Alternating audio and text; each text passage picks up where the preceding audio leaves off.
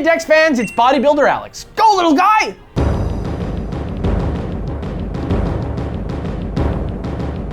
And I'm PokeKellz. This week we're covering a Pokemon that's... Oh, go! Get him! That's it! This week we're doing a docile warrior Pokemon with a heart of fire. That's right, it's... Oh, do it! Take him down!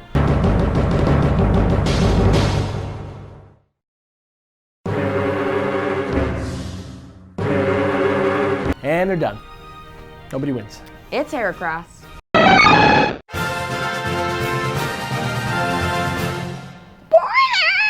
Heracross is a Gen 2 Pokemon who never got any evolutions or pre-evolutions until his Mega Evolution in Gen 6. He is so solid. He can knock down trees and lift immense loads with his horn. That's why he's called a single horn Pokemon. He can lift 100 times his own weight with that thing. That's the size of an African elephant. Heracross are known to chew through the tough bark to get at sweet tree sap. Butterfree eats it too, which creates a symbiotic relationship between these two gentle creatures. Neat.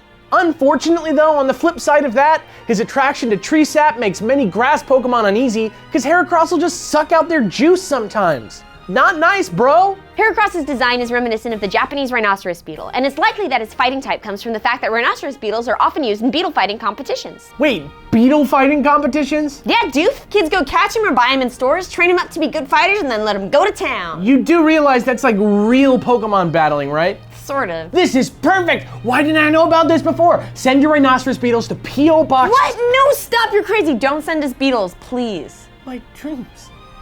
Heracross's name is a reference to the cross his horn makes, as well as Heracles, which is the original Greek name for the mythical hero many of us know as Hercules. Which is great because Heracross's mega form seems to be based off a specific type of rhinoceros beetle known as the Hercules beetle. These monsters can lift 850 times their weight, which is effing crazy, but also don't worry because they're just fruit eaters and your fingers and toes are safe. Your fingers and toes are safe? What are you trying to do, freak everyone out? No, that thing's scary as heck. Who keeps bugs around? I don't, do you? No, what? No. No, but it's nice you brought it up because that actually brings us to a very special version of one of our oldest ridiculous segments. Ooh, dope! That's right, dope. It's Pokemon Behind the Balls, Satoshi Tajiri edition. Satoshi Tajiri is the creator of Pokémon and the CEO of the company that makes the games, Game Freak. He's awesome. Heck, in Japan, Ash Ketchum is called Satoshi in his honor. Yeah, as a kid, Tajiri wanted to be an entomologist because he was fascinated by bugs. He'd capture bugs in ponds and fields near his home so often that his friends all called him Dr. Bug. Sadly, as he grew up, all these wild areas were paved over and redeveloped, and he shifted his focus from bugs to video games. In 1982, he and his friends started a small gaming magazine, and they named it Game Freak. Yep, and we're gonna make a long story short here, but eventually in 1987, the game magazine eventually became Game Freak the company. Isn't that kind of punk rock? I guess, but it doesn't stop there. In 1990, Tajiri saw some kids playing Game Boy with a link cable, and he imagined bugs crawling back and forth on the cables. His childhood love of bugs came flooding back, and he spent the next 6 years making Pokemon into a way for people to catch and discover amazing creatures. Whoa, so in a way, Heracross is kind of emblematic of the inspiration behind the Pokemon series as a whole. I guess so. That is the coolest. These segments are always so tight. Yep. See you next time we peer behind the balls.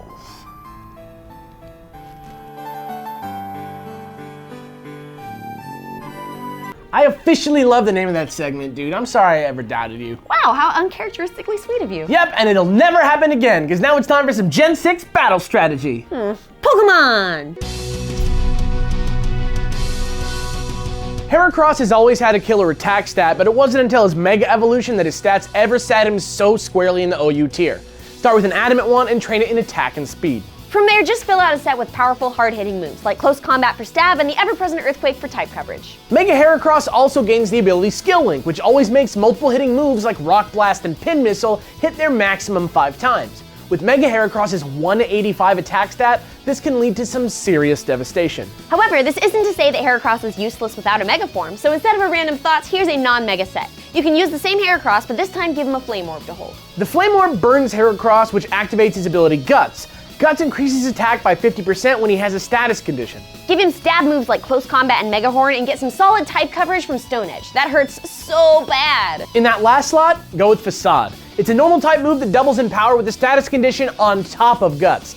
It hits so hard it's crazy. And that's it, Heracross. What a beautiful little bug story that was. Right, and I'm sure we'll have a ton more to say about Dr. Bug in the future too. I'm Bodybuilder Alex. And I'm PokeKellz. Don't forget to subscribe, and if you want to support us, buy a shirt in the link in the description. Tune in next week for a fan-fueled episode of The Dex. Hey, Dex fans, Bollywood Alex here. All right, ready? Yeah. Hey. All right, stop. I guess so. That is so coolest. I could have just said so cool. And that's it, Heracross. What a beautiful little bug story that was. Right, and I'm sure we'll have a ton more and take it again. It hits so hard, it's crazy. Crazy. Whew, dang. Crazy. Get this up on out of here. Crazy. That's a normal Heracross too, that's crazy.